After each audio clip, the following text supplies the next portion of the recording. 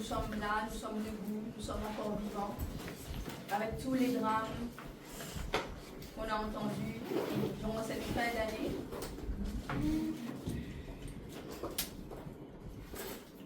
Ne peut que rendre gloire à Dieu, hein? Personne de notre famille la reste en 2025. Notre famille est entière. C'est une grâce de Dieu. Parce qu'il n'est pas permis à tout le monde d'être là aujourd'hui. Il y a des familles là qui sont vraiment en deuil. En deuil. Peut-être que ce sera un deuil interminable, on ne sait pas. Vu tout ce qui s'est passé comme malheur durant cette fin d'année. Et il y a une chose qu'on doit retenir de tous ces malheurs, ces faits divers qui a endeuillé l'île de la Réunion, c'est que le diable est à l'attaque. Tous ces malheurs, ces tragédies ne viennent pas de Dieu. Ne viennent pas de Dieu parce que Dieu est amour et Dieu veut notre bien. Ne viennent pas de Dieu. Alors si ça ne vient pas de Dieu, ça vient de Satan. Après, il y a ceux qui croient, ceux qui ne croient pas. Mais ce n'est pas normal de vivre toutes ces tragédies-là, surtout en cette fin d'année 2025 que nous avons entendu, nous avons vu. C'est diabolique, c'est satanique. Ce n'est pas normal, cette situation-là. Ce n'est pas normal qu'aujourd'hui, il y a des familles en deuil pour leurs enfants, que les parents pleurent leurs enfants. Ce n'est pas de Dieu. Les enfants doivent enterrer leurs parents. Ce n'est pas aux parents d'enterrer leurs enfants. À moins que vraiment que Dieu a décidé d'enlever un enfant parce que c'était son temps et pour la gloire de Dieu, ça peut arriver. Mais tous ces malheurs, ces tragédies, ces faits divers horribles qui a endeuillé l'île de la Réunion, même avant le jour de l'an, même après le jour de l'an, encore, ça continue encore. Ce n'est pas la volonté de Dieu. Donc, il ne faut surtout pas accabler Dieu pour tout ce qu'on entend, tous ces malheurs. Ce n'est pas la faute de Dieu. Chaque personne sur la terre a le choix de choisir son camp, a le droit de choisir s'il veut suivre Dieu ou si elle veut suivre Satan. Si on veut suivre Dieu, si on veut vivre bien, on veut vivre heureux, selon la volonté de Dieu, nous devons obéir à la parole de Dieu. Quand on obéit à la parole de Dieu, nous recueillons les fruits de cette promesse de sa parole. Les personnes qui ne veulent pas obéir à la parole de Dieu et qui nous accusent de secte, regardez leur vie. Ce sont les plus malheureuses. Nous avons la joie, l'espérance en Jésus-Christ. Ces personnes sont malheureuses tout simplement parce qu'ils n'ont pas de ligne de direction. Ils ne savent pas dans quelle route, dans quel chemin aller. Ils ne savent pas leur direction. Nous avons une espérance en Jésus-Christ. Nous savons dans quelle direction nous allons. Nous avons cette joie en Jésus-Christ. Comme la parole nous dit que la joie de Jésus-Christ, c'est notre force. Donc nous rendons grâce à Dieu à chaque instant que Dieu nous permet de vivre, de profiter de notre famille quand on entend tous ces malheurs qui arrivent. Il y a beaucoup de personnes qui se suicident juste à la fin de l'année ou au début de l'année. Cela montre le mal-être des personnes. Cela montre vraiment la souffrance, la douleur de ces personnes. Et on comprend tout à fait la douleur de ces personnes, puisque nous-mêmes, avant de recevoir Jésus, on était à leur place. Le suicide montre tout simplement un acte de désespoir. Où il n'y a plus d'espérance, on n'y croit plus, il n'y a plus d'aide, il n'y a plus rien, il n'y a plus personne qui peut faire quelque chose pour nous, il n'y a plus aucune solution humaine, il n'y en a plus. Quand il n'y a plus de solution humaine, il y a une solution divine, c'est d'accepter Jésus. Et Jésus, c'est pour chacun de nous. On est libre d'accepter ou de ne pas accepter, mais nous avons fait le choix d'accepter Jésus-Christ. Et par ce choix qu'on a fait, le meilleur choix de toute notre vie, Dieu nous garde, Dieu nous protège. Nous voyons les fruits de la promesse. Dieu nous éloigne du malheur. quand on voit le voisin être frappé à côté,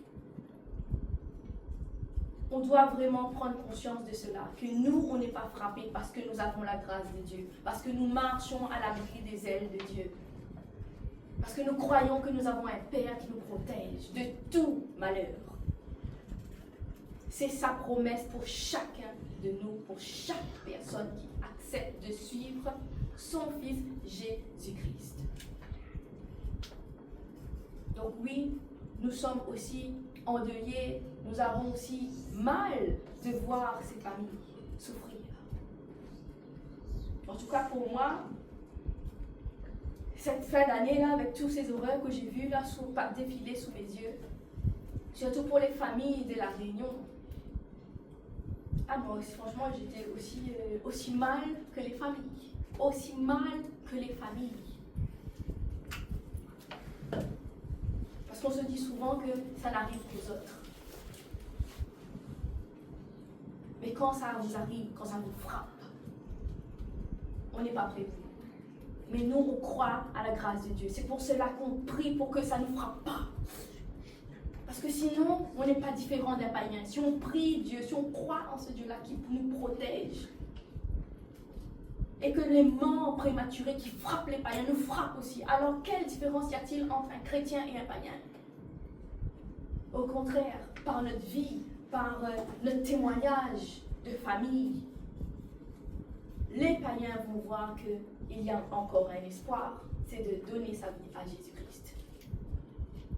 Donner sa vie à Jésus-Christ. Nous devons montrer l'exemple, nous devons être l'exemple de ce monde. Comme Jésus nous l'a dit, nous sommes la lumière de ce monde. La lumière en quelle situation, en quelles circonstances?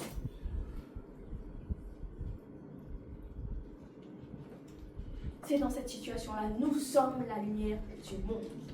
Quand les gens nous regardent, nous sommes un témoignage vivant de la faveur, de la grâce divine sur nos vies, sur nos familles. Comme dit la parole, il y a 1000, 10 000 qui vont tomber à vos côtés. Les flèches qui vont foudroyer les gens, les malheurs, les terribles tragédies qui vont frapper les personnes à votre droite, à votre gauche. Mais vous et votre famille, vous vivez sous la grâce de Dieu. On ne sera pas frappé par ces malheurs qui arrivent à ceux qui ne croient pas en Dieu. Parce que quand on ne croit pas en Dieu, il y a le diable qui attaque.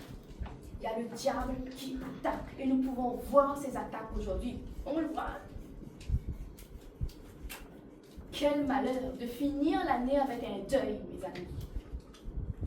Quelle tristesse de finir l'année avec un deuil.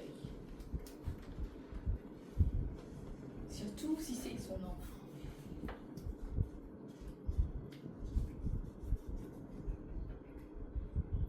Pour ceux qui ont des enfants, vous savez de quoi je parle. Imaginez que c'est votre enfant qui finisse comme ça, alors que vous préparez les fêtes. Tout d'un coup, ça vous frappe, sans prévenir. Ça casse tout, ça brise tout. Alors que normalement, on doit fêter Noël dans la paix avec tous nos membres de nos familles, les membres de nos foyers, sans deuil. On doit fêter la nouvelle année avec tous les membres de notre famille, de notre foyer, sans deuil. Un deuil qui arrive pour Noël, ou 2 jours avant Noël, ou même pendant le jour de l'an, c'est vraiment une attaque démoniaque. Démoniaque. Les démons existent, le diable existe, et le diable s'acharne sur les familles. Parce que les familles qui pleurent parce qu'ils sont endeuillés, ce n'est pas Dieu qui fait couler les larmes. Ce n'est pas Dieu, puisque Dieu nous promet de nous protéger. Donc ce n'est pas Dieu. Donc nous, en tant que parents, on doit vraiment prendre conscience que c'est une grâce que nous avons de suivre le Seigneur Jésus. C'est une grâce de suivre Jésus. Même si le monde nous accuse, nous critique, nous colle l'étiquette de secte.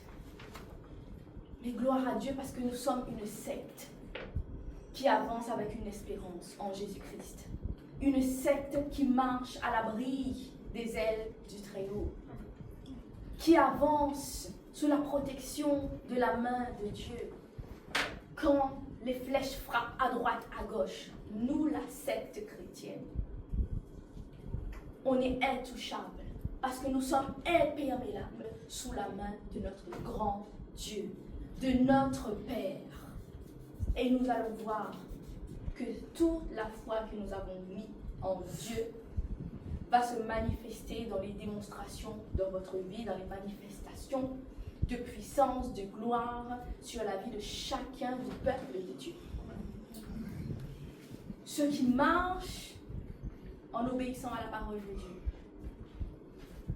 seront toujours protégés sous la main de Dieu.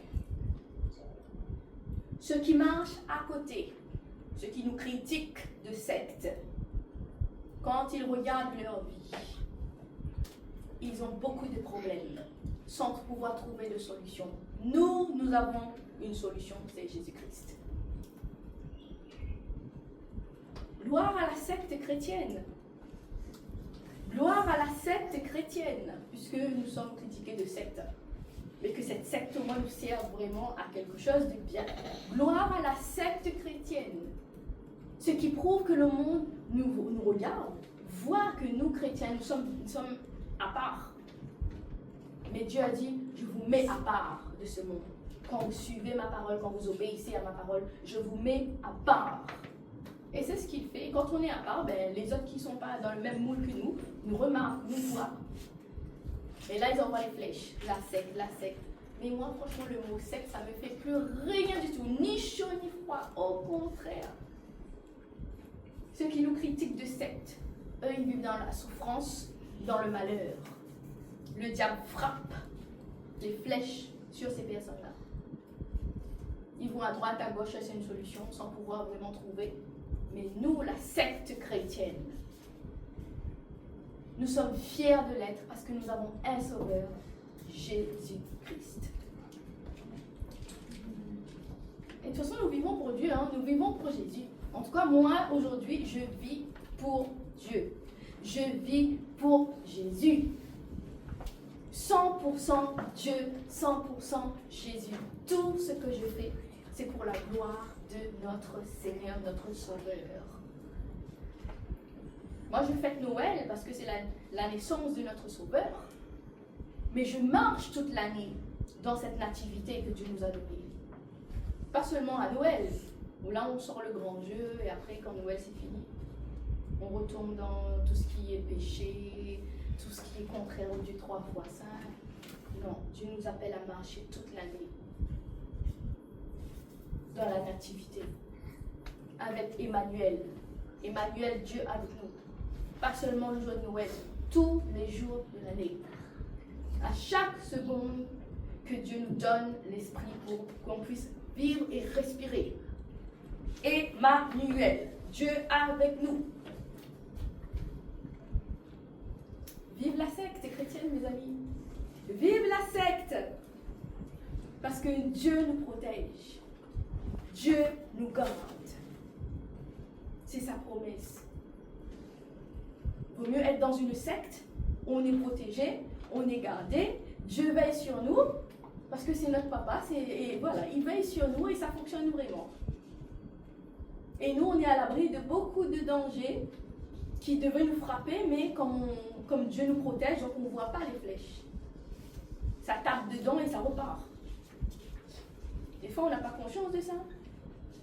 Normalement, l'année dernière, on devait vraiment subir des choses plus terribles que ça. Mais des fois, quand on est dans notre vie chrétienne, bien sûr, parce que c'est la promesse de Dieu, on ne remarque pas qu'on vit une vie en paix. On vit une vie tranquillou, comme on dit. Des fois, il y a un petit peu de chamaillerie à droite, à gauche, tout ça. Mais notre vie, c'est une vie tranquille. Est-ce que vous avez remarqué? Mais en général, on ne remarque pas parce que c'est tellement tranquille, donc on trouve que c'est normal. Mais c'est normal parce que c'est la promesse de Dieu qui s'accomplit sur nous. Parce que nous avons obéi à la parole de Dieu, c'est sa promesse. Donc nous, on vit sur cette terre de dingue. Oui, je dis bien, sur cette terre de malades, de fous, de dinguerie. Tranquillou, avec Jésus-Christ. Je suis sûre que vous n'avez même pas remarqué. Il y a même des problèmes qui vont arriver autour de vous. Vous n'allez même pas vous rendre compte du tout, vous en rendre compte parce que c'est tellement banal ces problèmes-là. Ça vous passe au-dessus de la tête, vous n'allez même plus remarquer. Parce que Dieu se charge de nous. Dieu nous protège. Les attaques qui viennent pour nous, Dieu met une barrière, sa barrière de feu qui brûle tous les attaques qui viennent contre nous. Donc on a une vie tranquille. Ça fait longtemps que je n'ai pas vécu cette tranquillité, cette paix-là que je vis aujourd'hui. Aujourd'hui, les problèmes que j'ai, mais franchement, c'est des problèmes à me passer sur la tête. Des fois, je dis, regarde, je dis avec ma famille, mais est-ce que vous vous rendez compte? C'est quoi le problème d'aujourd'hui? C'est quoi ce problème-là qu'on a aujourd'hui? Quel genre de problème on a aujourd'hui alors qu'avant, ce n'était pas du tout les mêmes problèmes. Je dis, franchement, on a changé de stade de problème. Et plus vous voyez la différence, et plus vous allez vraiment ne plus avoir cette conscience des problèmes que Dieu vous a enlevés. Tellement vous vivez tranquillement, vous faites votre vie, vous vous levez le matin, les tracas que vous avez avant, vous n'en avez plus aujourd'hui, depuis que vous êtes avec le Christ. Vous vous levez le matin, le problème que vous avez, c'est que est-ce qu'il y a encore, je prends la brosse à dents bleue ou rose, c'est laquelle? Je prends la rose, la bleue aujourd'hui. Là, on va demander la rose ou la bleue? Ou les vêtements bleus, rose. Ça me va, ça me va pas, la coiffure. C'est ce genre de problème, mais ce n'est pas des problèmes du tout. Mais on n'est pas conscient, mais bien sûr, il faut bien trouver quelque chose d'intéressant pour avancer. C'est ce genre de problème. Quand on va aller au supermarché, peut-être qu'avant on va dire, bon, c'est trop cher, je prends ça, et ça je ne peux pas prendre. Là aujourd'hui, vous avez le choix, je prends le bleu ou la verte, même si cher. La bleue ou la verte, la jaune ou la rouge. Je prends le chocolat A ou le chocolat B. Alors qu'avant, vous n'avez même pas le moyen d'acheter un chocolat. Regardez ça, faites ce constat-là cette année. Vous allez voir. Il y a des problèmes pour lesquels vous ne vous bagarrez même plus et vous n'avez même plus conscience. C'est ça. Faites le constat.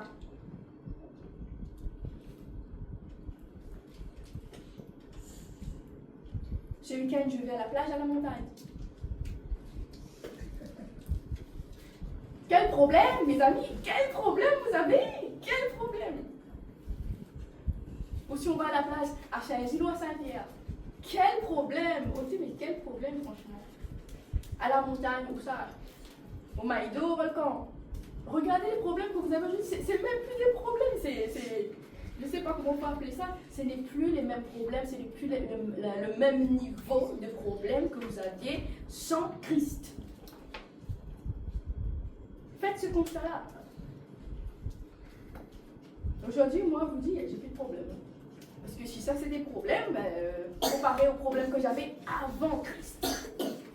Ça, c'était des problèmes. Pour essayer de savoir si est-ce que ce soir, je vais vivre à Amityville ou je vais pouvoir dormir. Ça, c'était un problème avant Christ. Il y avait les attaques de démons. Alors qu'aujourd'hui, plus rien. Avant que les démons s'approchent, le Saint-Esprit met en fuite ce démon-là. Plus rien du tout. Franchement, quand on vit, on a une vie de dingue avant Christ. Et une vie après Christ. On voit le changement quand même. On voit le changement. On voit le changement.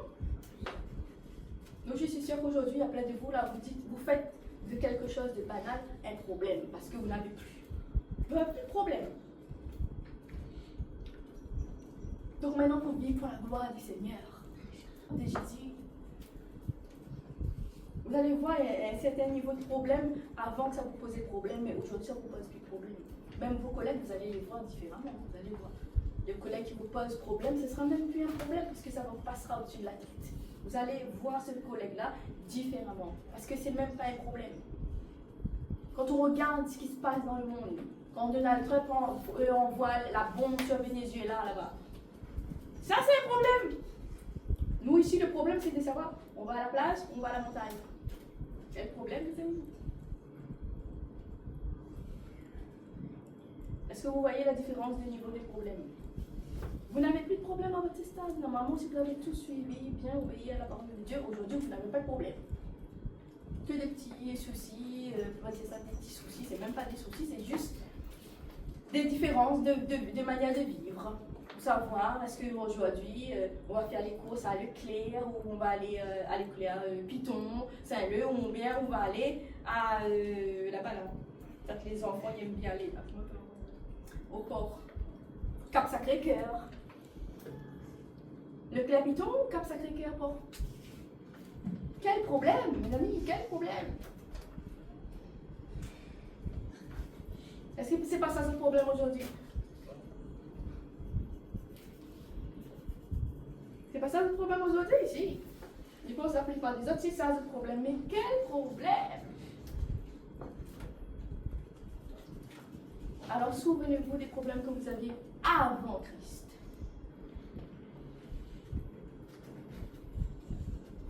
C'est différent aujourd'hui?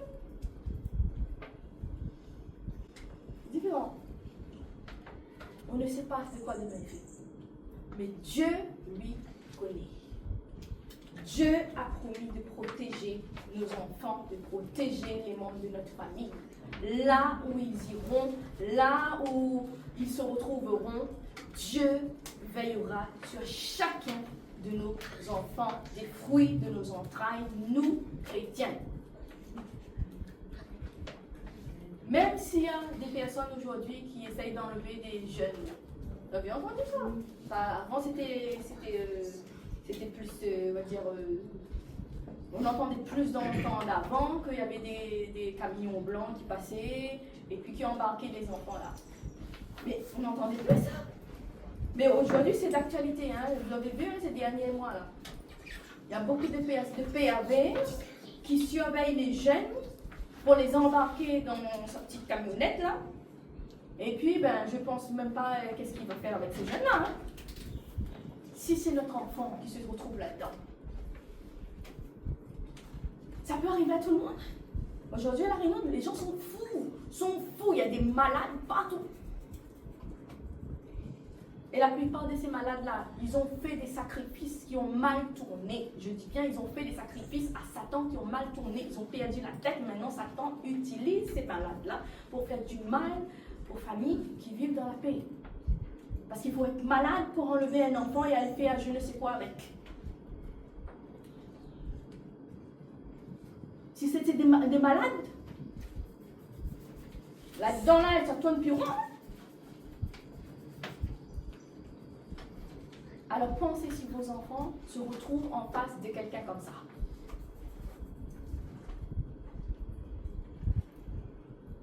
Vous n'êtes pas là, au travail, à la maison.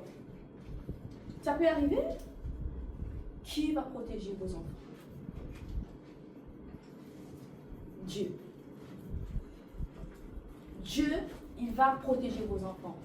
Il va préserver le fruit de vos entrailles des enlèvements. C'est pour ça que nous avons un Dieu. Quand nos enfants se retrouveront face à ces pervers, à ces personnes méchantes, diaboliques, utilisées par Satan, ces personnes-là verront la gloire de Dieu sur nos enfants. Amen. C'est cette garantie que Dieu nous donne pour la famille chrétienne. Dieu ne peut pas laisser le malheur atteindre notre famille. C'est sa promesse.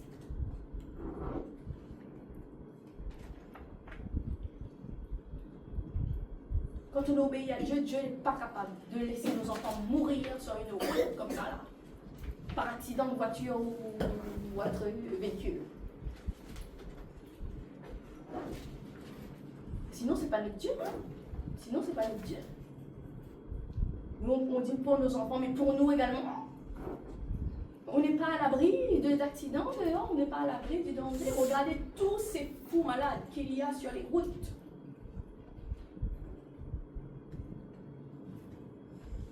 Franchement, regardez ces fous malades qu'il y a sur les routes. Moi-même, souvent, je me retrouve toujours avec des fous malades en face de moi. Alors, sur la route, je ne vous dis pas comment ça clash. Hein. Ah oui, ça clash. J'ai dit, mais mon Dieu, mais si c'est un de mes enfants qui se retrouve avec quelqu'un comme ça, mais qui va les protéger?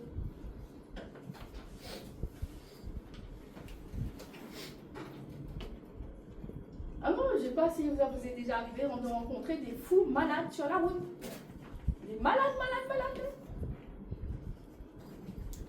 Et si ça nous arrive à nous, alors si ça arrive à nos enfants. On ne peut pas être 24 heures sur 24, 7 jours sur 7, sur le dos de nos enfants. Mais Dieu, l'Éternel des armées, a promis qu'il surveillerait, qu'il protégerait les fruits de nos entrailles et que toutes les personnes qui marchent à l'ombre du Très-Haut, aucun malheur ne viendrait frapper ces personnes-là. Donc nous croyons en cette parole. Et c'est pour ça qu'il faut bien prendre les versets de la Bible. Le psaume 91, là. Aucun malheur ne frappera notre foyer, notre famille. Aucun malheur. Amen. Quel que soit ce malheur-là, Dieu a promis. Et là, dans cette année 2026, on va avoir des malheurs. On va avoir beaucoup de malheurs. Mais que ces malheurs restent loin de nous. Amen. Parce que nous marchons à l'ombre du Dieu très haut. Quand on marche, ça fait ça. Dieu est sur nous et nous on est dessous. Le jour où on passe là-bas, on n'est pas protégé. Quand on passe ici, on n'est pas protégé. Quand on est là, on n'est pas protégé. Quand on reste là, et vous voyez ça c'est la parole de Dieu. Quand on obéit, même si après on nous critique de secte, parce qu'on obéit à la parole de Dieu, mais nous savons pour quelle raison nous obéissons à la parole de Dieu, parce que nous croyons à la promesse qui sont rattachées à cette parole, à cette obéissance que nous donnons à notre Dieu, le Dieu 3 fois saint. Ah oui, cette année-là, t'es dur. Mais heureusement que tous ces malheurs sont restés loin de notre famille. Loin de notre famille. Donc c'est une raison de plus pour se réjouir, pour rendre grâce à Dieu, pour profiter de cette vie-là, pour faire tout ce que nous n'avons pas fait en 2025. Il n'y a plus aucune raison qui nous arrête, qui nous bloque. Nous sommes libres en Jésus-Christ de réussir notre vie. Amen.